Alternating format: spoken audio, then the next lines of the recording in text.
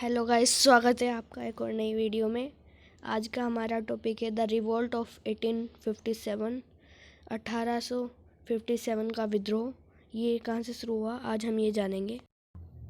हमें ये जानने के लिए कि 1857 का विद्रोह कहाँ से शुरू हुआ, हमें ईस्ट इंडिया कंपनी की टाइमलाइन देखनी होगी। तो ईस्ट इंडिया कंपनी की जो टाइमलाइन है वो इस तरीके से है।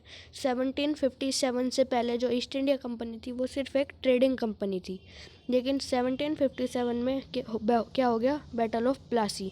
बैटल ऑफ प्लासी के बाद east India company trading company के साथ उसको मिल गई पॉलिटिकल पावर।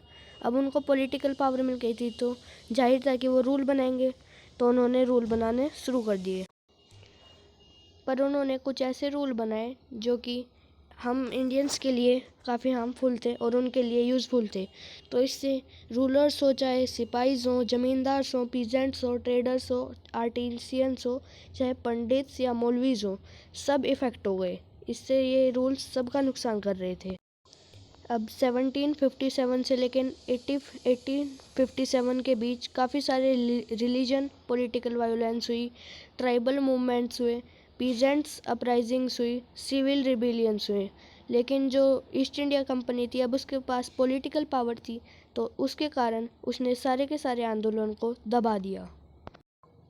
अब 1857 में क्या होता है, जो ईस्ट इंडिया कंपनी थी वो एक न्यू राइफ़ल लॉन्च करती है सिपाहीज के लिए। उस दो राइफ़ल लॉन्च करती है। राइफ़ल का नाम था पैटर्न 1853 और एनफील्ड राइफ़ल मस्केट। ऐसा माना जाता है कि pattern 1853 Enfield rifle musket old rifle से काफ़ी अच्छी थी। अब वो कैसे अच्छी थी, अगर हमें ये जानना है तो हमें ओल्ड राइफ़ल कैसे काम करती थी ये जानना होगा। जो ये राइफ़ल का ऊपर वाला हिस्सा होता है इसको बैरल कहते हैं। ये 1 मीटर तक लंबा हो सकता है। अगर ओल्ड राइफ़ल को लोड करना होता था तो उसमें पहले गन पाउडर डालना होता था और उसके बाद बुलेट, और उसके बाद उसको काफ़ी देर तक एक ही स्टिक से अंदर की तरफ पुश किया जाता था, जिसमें काफ़ी ज़्यादा टाइम लगता था। उसके लिए सिपाही को 2 बैग्स कैरी करने पड़ते थे, एक में गन पाउडर होता था और एक में बुलेट।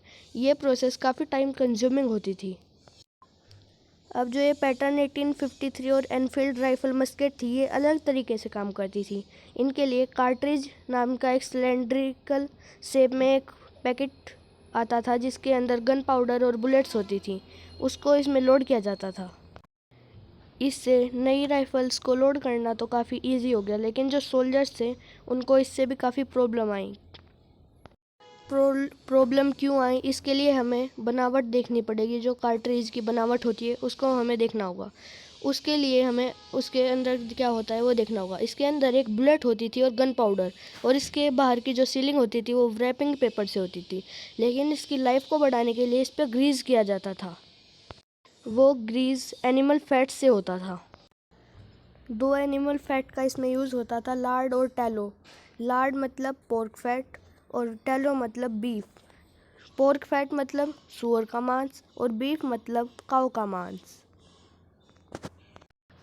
अब जो ये पोर्क फैट होता था यानी सूअर का मांस, तो सूअर मुस्लिम धर्म में अच्छा नहीं माना जाता, और बीफ यानी काऊ का मांस ये हिंदू धर्म में पूजनीय है। अब चाहे सोल्जर हिंदू हो या मुस्लिम, दोनों को इससे दिक्कत आने लग गई। इसके खिलाफ बहरामपुर डिस्ट्रिक्ट, जो कि उड़ीसा में पड़ता है, फरवरी 1857 में उन्होंने ये कहा कि हम इनको यूज़ नहीं करेंगे, जिसके कारण ब्रिटिश गवर्नमेंट ने उन्हें डिसबैंड कर दिया गया मार्च 1857 में। इससे प्रभावित होकर बैरकपुर डिस्ट्रिक्ट, जो कि वेस्ट बंगाल में पड़ता है, उसकी 34th नेटिव इन्फेंट्री के एक सोल्जर मंगल पांडे ने अपने सर्जेंट मेजर को गोली मार दी, जिसके कारण उसको 8 अप्रैल 1857 को फांसी की सज़ा हो गई। उसके बाद 3 मई को 7th अवध रेजिमेंट ने भी ये कह दिया कि हम भी इसको यूज़ नहीं करेंगे, जिसके खिलाफ उनको भी डिसबैंड कर दिया गया। उसके बाद 24 अप्रैल 1857 को 3rd नेटिव कैविलरी मतलब होते हैं जो ये घुड़सवार सैनिक होते हैं, इनको हम कैविलरी कहते हैं। उन्होंने भी कह दिया कि हम भी कार्टिलेज को यूज़ नहीं करेंगे, जिसके खिलाफ 85 सोल्जर्स को तुरंत ही सस्पेंड करके जेल कर दी गई 10 साल की। अगले ही दिन जो बाकी सोल्जर्स बचे थे वो उससे प्रभावित होकर जेल पे हमला कर देते हैं, यानी 10 मई 1857 को हमला करके अपने भाइयों को बचा लेते हैं, जहाँ से शुरुआत होती है 1857 रिवोल्ट की।